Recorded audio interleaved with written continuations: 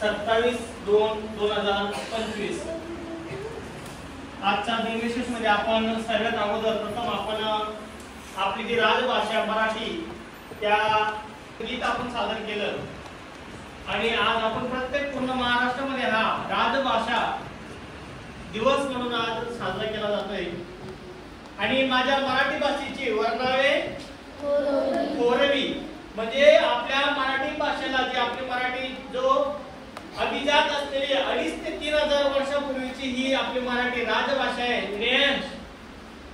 त्या राजभाषेला म्हणजे आज विष्णू वामन शिरवाडकर म्हणजे कोण कुसुमाग्रज.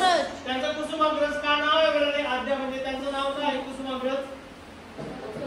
त्यांची जी बहीण होती कुसुम नावाची आपण मराठी राजभाषा दिवस आपण साजरा केला जातो. सांगायचं तात्पर्य म्हणजे जेव्हा 2,500 ते 3,000 वर्षाचा आपल्या ह्या मराठी राजभाषेला हा इतिहास लाभलेला आहे आणि तो इतिहास जर आपण पाहायचा म्हटला तर सगळ्यात मोठा आपल्याला शिलालेख आपल्याला कुठं पाहायला भेटतो. मराठी भाषेचा पहिला शिलालेख सर कुठं नाणेघाटामध्ये. तर मराठी भाषेच्या त्यामागचा इतिहास सांगतो. इसवी सन सनापूर्वी आपल्या महाराष्ट्रावर हाल नावाचा म्हणजे कुठले शिलाहार राजाचं घराणं यांनी आपल्या महाराष्ट्रावर राज्य